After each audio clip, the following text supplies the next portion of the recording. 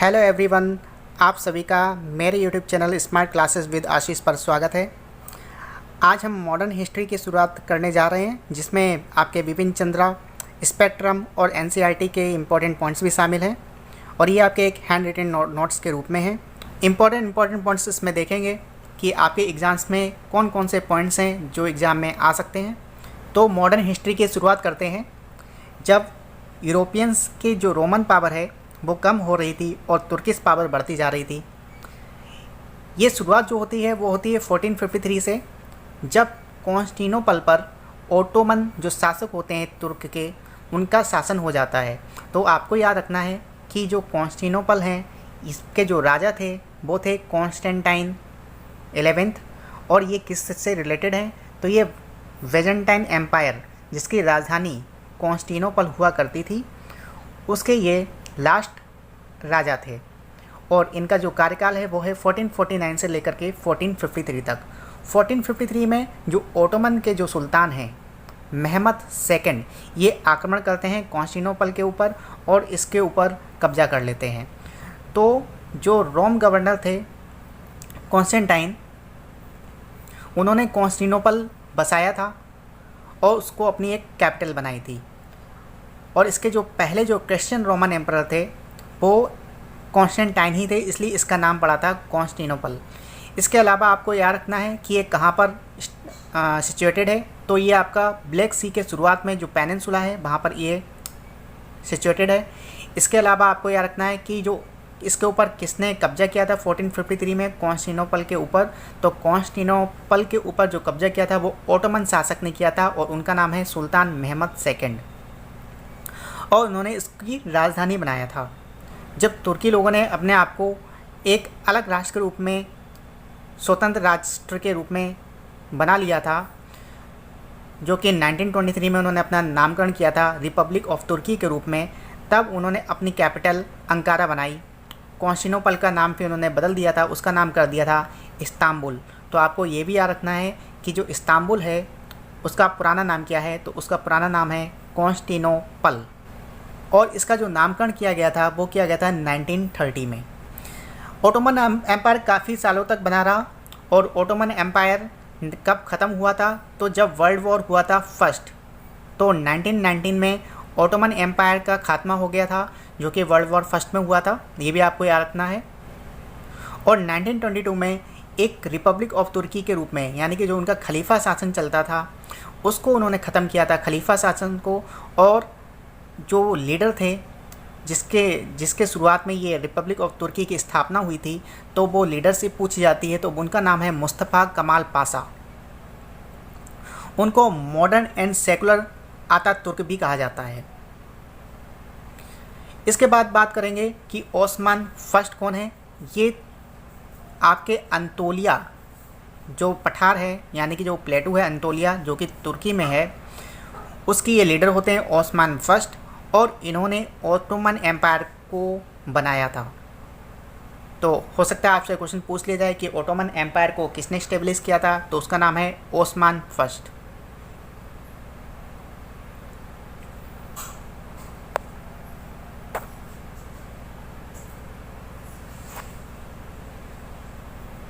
ओस्मान का जो Arabic name है उसको बोला जाता है उस्मान। इसके अलावा जो अदर किंग थे ओटोमन एम्पायर के, तो उनके नाम क्या क्या हैं? ओरहान, मुराद फर्स्ट, वैजिद फर्स्ट। इसके अलावा आपको ये याद रखना है कि ओटोमन एम्पायर लगभग कितने सालों तक रहा? तो लगभग 600 सालों तक इनका एम्पायर चला। Which trade route was a state monopoly from which Islamic rulers earn tremendous revenues. तो वो कौन सा ट्रेड रूट था जहाँ से जो अरब के लोग थे वो बहुत ज़्यादा जो है ट्रेड कर पाते थे, बहुत ज़्यादा उनकी इनकम जनरेट होती थी। तो बात करेंगे कि land route to India also control by Arab. जो लैंड रूट होता था वो भी अरब के द्वारा ही कंट्रोल किया जाता था, और ये लोग जो अपना ट्रेड करते थे वो रेड सी के सहारे अपना ट्रेड करते थे। अब रेड सी कहाँ पर है? तो ये आपको याद रखना है, जो रेड सी है ये अरब और अफ्रीका के मध्य में स्थित है। सुएज कैनल जो है वो रेड सी और मेडिटेरेनियन सी को जोड़ती है। रेड सी मतलब लाल सागर और मेडिटेरियन सी को हिंदी में बोलते हैं भूमध्य सागर। सुएज कैनाल और रेड सी को कौन सेपरेट करता है? तो एशिया और अफ्रीका जो कॉन्टिनेंट हैं वो सुएज कैनाल और रेड सी को सेपरेट करते हैं। इसके अलावा आपको ये भी याद रखना है कि कौन कौन सी जो मेन जो कंट्रीज़ हैं वो रेड सी के किनारे सिचुएटेड हैं। तो देख लेते हैं।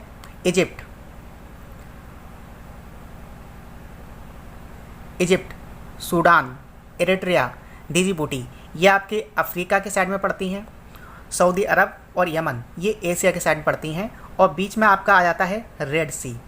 और रेड सी के थोड़ा सा ऊपर जाएंगे तो पड़ता है आपका मेडिटेरियन सी और बीच में है सुएज कैनाल। तो सुएज कैनाल जो है वो मेडिटेरेनियन और रेड सी के जस्ट बीच में है।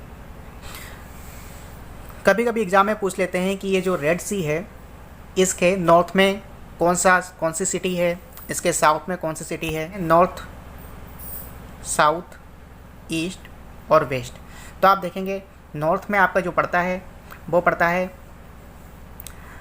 इजिप्ट। तो नॉर्थ और वेस्ट की बात कर लें तो इजिप्ट पड़ेगा। रेड सी के वेस्ट में देख लें तो सूडान, एरिट्रिया और डिजिबूटी आ रहे हैं। इसके अलावा अगर ईस्ट की बात करें तो यमन और सऊदी अरबिया आ रहे हैं। तो इस तरह से आपको ये चीज़ें याद रखनी हैं। तो जिस समय तुर्किश और ओटोमन एम्पायर बढ़ रहा था और रोमन एम्पायर जो है उस समय उसकी पावर कम होती जा रही थी 7वीं सेंचुरी में, और अरब जो हैं वो इजिप्ट और पर्सिया के क्षेत्र में उनका जो है दबदबा चल रहा था। फिर बाद में आपका रेनेसा ऑफ यूरोपियंस होता है 15वीं सेंचुरी में, यानी कि 15वीं सेंचुरी में फिर से धीरे धीरे अपनी पावर बढ़ाना शुरू करते हैं यूरोपियंस। तो इसके लिए ज़रूरी होता है कि ये लोग ट्रेड कर सकें, और ये ट्रेड करने के लिए ये ज़मीन ढूंढते हैं कि भारत में कैसे एंट्री की जाए। तो ये लोग शुरुआत करते हैं कि रेड सी से ना होकर ये किसी दूसरी जो इनका रूट है उसको खोजा जाए जिससे कि भारत से ये व्यापार कर सकें। प्रिंस हेनरी को एक निकनेम दिया जाता है जिसको बोला जाता है नेविगेटर। तो क्वेश्चन पूछा जाता है कि किस पुर्तगाल के कौन से प्रिंस को नेविगेटर कहा जाता है? तो वो हैं प्रिंस हेनरी। क्यों? क्योंकि इन्होंने ही शुरुआत की थी, सोचा था कि कौन से रूट को जो है खोजा जाए जिससे कि हम भारत तक पहुंच सकें। लेकिन ये अपने कार्यकाल में कामयाब नहीं हो पाते हैं, हालांकि ये पूरा जीवन अपना लगा देते हैं भारत की खोज के लिए। आपको एक ट्रीटी याद रखनी है, ट्रीटी ऑफ टोर्डेसिलास, जो कि हुई थी 1494 में। किसके बीच में हुई थी? तो पुर्तगाल और स्पेन के रूलर्स के बीच में। यहाँ पर एक इमेजिनरी लाइन डिवाइड की गई थी अटलांटिक में, और 1300 माइल्स जो वेस्ट है केप वर्दे आइलैंड का, वहाँ पर ये लाइन ड्रॉ की गई थी। अब वहाँ पर क्या डिसाइड किया गया था कि जो ईस्ट पार्ट है वो तो पुर्तगाल के पास जाएगा और जो वेस्ट पार्ट है वो रहेगा स्पेन के पास। अब ये लोग स्वतंत्र थे व्यापार करने के लिए। तो पहले पुर्तगाल यानी कि first Portuguese explorer to reach the Cape of Good Hope. तो ये जो केप ऑफ गुड होप है ये कहाँ पर है? ये है अफ्रीका में। तो इन लोगों ने रास्ता ढूंढनी जब शुरुआत की तो ये सबसे पहले पहुँचे थे केप ऑफ गुड होप। तो केप ऑफ गुड होप पहुँचने वाला जो इंसान था तो उसका नाम है बार्थोलोमो डियाज, जो पहुँचे थे 1487 में। अब ये इनको कहा जाता है first European mariner to round the southern tip of Africa. Africa के साउथ में पहुँचने वाले पहले यूरोपियन थे ये। तो इन्होंने एक तरीके से सी रूट की खोज कर ली थी जो कि यूरोप से एशिया तक पहुंच सकते थे उस रास्ते के माध्यम से। जिस समय ये खोज हुई थी जिस केप ऑफ गुड होप की, तो उस समय जो किंग थे पुर्तगाल के उनका नाम था किंग जॉन सेकंड। आपको एक पॉइंट और याद रखना है कि ये जो केप ऑफ गुड होप है इसका एक और नाम है जिसका नाम है केप ऑफ स्टॉर्म्स, जिसको दिया गया था बार्थोलोमेओ डियाज के द्वारा। अब आपके लिए इम्पोर्टेंट पॉइंट्स बनता है वास्को डिगामा का।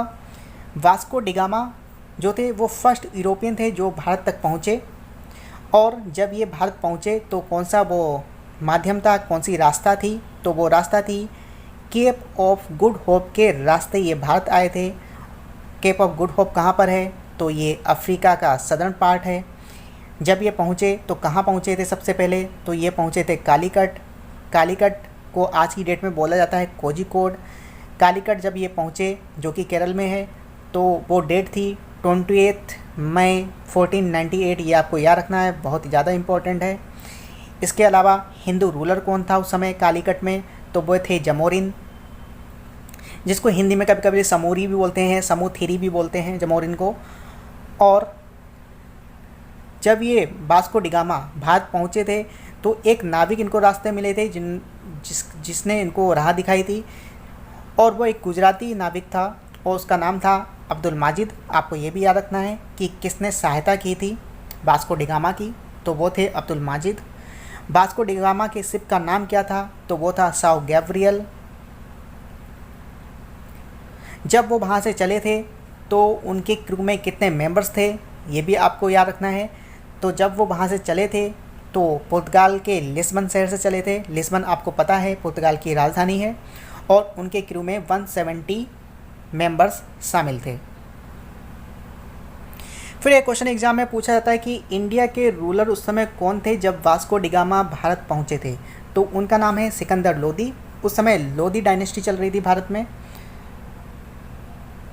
इसके अलावा आपको याद रखना है एक क्रेटर का नाम भी जो है वास्को डी गामा के नाम पर रखा गया है। वास्को डी गामा भारत में 3 बार आए थे। एक बार आए थे 1498 में, दूसरी बार ये आए थे 1502 में, और फिर ये थर्ड टाइम आए थे 1524 में। इसके अलावा जब ये 1524 में आए थे तो 24 दिसंबर 1527 में इनकी मृत्यु हो जाती है भारत में ही। और कहाँ पर होती है ये भी क्वेश्चन पूछा जाता है, तो कोची या कोचीन में इनकी मृत्यु हो जाती है। कोचीन कहाँ पर है आप सभी को पता होगा, केरल में है। इसके अलावा आपको याद रखना है कि पुर्तगालियों का एक दुर्ग बना था कोचीन में, और उस दुर्ग का क्या नाम था, उस फोर्ट का क्या नाम था, तो उसका नाम था सेंट एंजेलो फोर्ट। ये आपको याद रखना है। जब वास्को डी गामा भारत आए थे तो उस समय पुर्तगाल का राजा कौन था, तो वो उसका नाम था किंग मैनुअल फर्स्ट। जब वास्को डी गामा वापस जाते हैं भारत से व्यापार करके 1498 में, तो उनको कितना फ़ायदा होता है, तो उनको मसालों पर 60 गुना फ़ायदा होता है।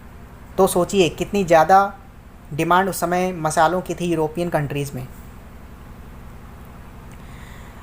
फिर उसके बाद जो सेकंड जो पुर्तगाली आते हैं उनका क्या नाम है, तो उनका नाम भी आपको याद रखना है, पेड्रो अल्वारेज कैब्रल।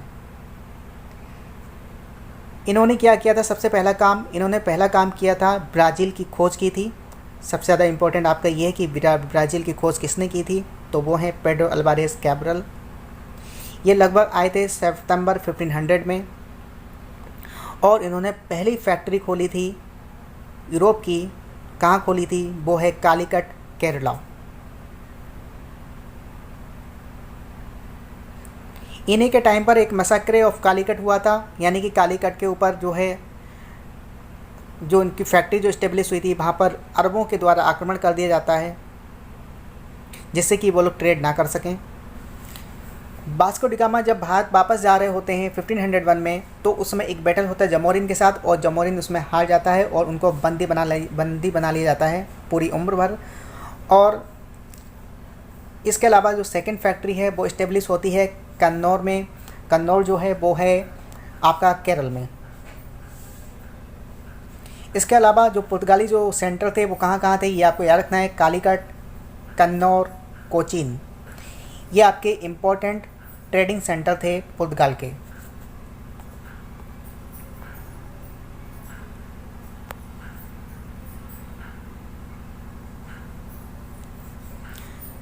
फिर आते हैं फ्रांसिस्को दे अल्मीडा, जो कि आते हैं 1505 से लेकर के 1509 तक।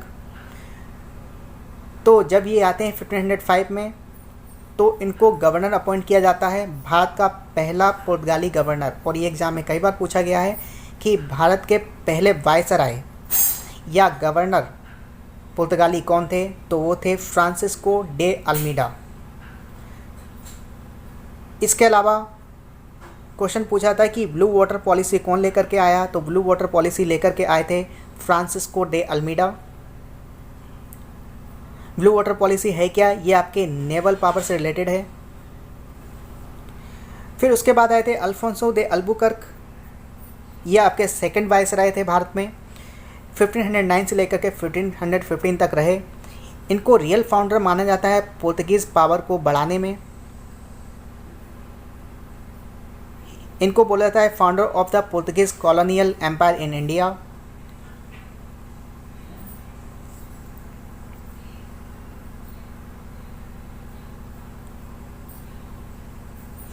इसके अलावा आपको कौन सा पॉइंट याद रखना है इसमें, इन्होंने मलक्का को जीता था 1511 में और हॉर्मुज़ को जीता था 1515 में। इसके अलावा उन्होंने गोवा को भी जीता था, ये आपका वेरी इंपॉर्टेंट पॉइंट है। जब हमने आपको MCQ कराए थे यूरोपियन के ऊपर, तो ये भी आपके क्वेश्चंस आए हुए थे उसमें, और ये आपके UPPCS में कई बार क्वेश्चन पूछे जा चुके हैं।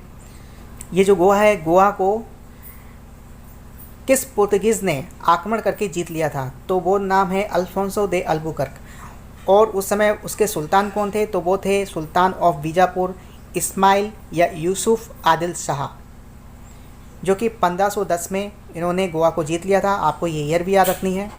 और बाद में गोवा को पुर्तगीज़ अपनी कैपिटल बना लेते हैं, और उससे पहले जो उनकी कैपिटल होती, उससे पहले उनकी जो कैपिटल थी वो थी कोचीन।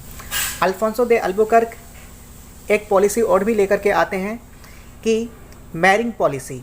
मैरिंग पॉलिसी मतलब ये कई सारे जो राजा महाराजा होते थे उनकी पुत्रियों के साथ विवाह करते थे, और जिससे इनका साम्राज्य का विस्तार हो सके। इसके अलावा उन्होंने सती प्रथा पर बैन भी लगाया था, ये भी आपको याद रखना है। इसके अलावा इन्होंने इंट्रोड्यूस किया था पॉलिसी ऑफ इम्पीरियलिज्म। इनके बाद आते हैं नीनो दे कुना। इन्होंने सबसे पहला काम किया था, कैपिटल को शिफ्ट किया था कोचीन से गोवा, और आपको ईयर भी याद रखना है 1530 में। इसके अलावा इन्होंने जीता था दीव को और बसाई को, जो कि उस समय गुजरात के जो राजा थे बहादुर शाह उनके कब्जे में था। इन्होंने अपना हेडक्वार्टर बनाया था हुगली, जो कि पश्चिम बंगाल में है। आपसे ये क्वेश्चन पूछा जा चुका है UPSC में भी कि बंगाल में इनकी फैक्ट्री कहाँ पर थी पुर्तगीज़ की, तो कहाँ पर थी, तो उसका आंसर है हुगली। इन्हीं के टाइम पर वेस्टर्न कोस्ट से पुर्तगीज़ की पावर है धीरे धीरे करके ईस्टर्न कोस्ट तक बढ़ती चली गई। एग्ज़ाम में इसी तरीके से क्वेश्चन पूछते हैं कि इनमें से कौन सा वेस्ट में कॉलोनीज़ थी पुर्तगीज़ की, तो देख लेते हैं। नॉर्थ में कौन सी थी, तो नॉर्थ में थी गुजरात। वेस्ट में कौन कौन सी थी, तो वेस्ट में थी 60 miles of coast around Goa, Mumbai, Daman and Diu. East में कौन सी थी, एट सैन थोम जो कि चेन्नई में है, नागापट्टनम जो कि आंध्र प्रदेश में है, हुगली जो कि वेस्ट बंगाल में है। साउथ में कोचीन जो कि मालाबार कोस्ट पर है, कालीकट और कोझिकोड, ये तीनों ही आपके हैं केरला में। कन्नौर ये भी आपका केरला में है। मैंगलोर जो कि है कर्नाटक में। तो ये पुर्तगीज़ कॉलोनीज़ थी जो आपको याद रखनी है। कुछ और एक्स्ट्रा पॉइंट्स हैं, जैसे कि आपके नॉर्थ अफ्रीका में जो था उनका सबसे बड़ा शत्रु कौन था, तो उसका नाम था दामूर। दामूर जो है पुर्तगालियों के एक सबसे बड़े शत्रु थे नॉर्थ अफ्रीका में। शुरुआत में जो यूरोपियंस होते हैं वो मुस्लिम के विरोधी होते हैं और बाद में हिंदुओं के भी विरोधी हो जाते हैं। 1579 में मिशनरीज भेजी जाती हैं जिससे कि वो अकबर को क्रिश्चियनिटी में कन्वर्ट कर सकें, लेकिन ऐसा हो नहीं पाता। एक इम्पॉर्टेंट पॉइंट्स आपके लिए बनता है, 1632 में हुगली को स्वतंत्र करा लिया जाता है मुग़लों के द्वारा, और उसका रीज़न होता है कि लूट की घटनाएं काफ़ी बढ़ जाती हैं पुर्तगालियों के द्वारा, कि जो भी व्यापार करता था हुगली के सहारे उनको पुर्तगाली लोग लूट लेते थे। तो उसके लिए जो शाहजहाँ जो शासक थे भारत के, तो वो बंगाल के गवर्नर या फिर बोल सकते हैं अपने मुग़ल के नेवी कमांडर को भेजते हैं जिनका नाम है कासिम खान। आपको ये भी याद रखना, ये नेवी कमांडर हैं मुग़ल के। तो इनको भेजा जाता है पुर्तगीज़ से छुटकारा पाने के लिए, जिसमें ये सफल हो जाते हैं। ये पॉइंट्स आपके आने वाले सभी एग्ज़ाम्स के लिए इम्पोर्टेंट हैं। आपके यूपीएससी, पीसीएस, इसके अलावा एसएससी और अभी हाल ही में होने वाला है यूपी SSC पीईटी का एग्ज़ाम, तो सभी में आपके लिए ये पॉइंट्स इम्पोर्टेंट हैं। हमारे यूट्यूब चैनल पर बने रहने के लिए धन्यवाद।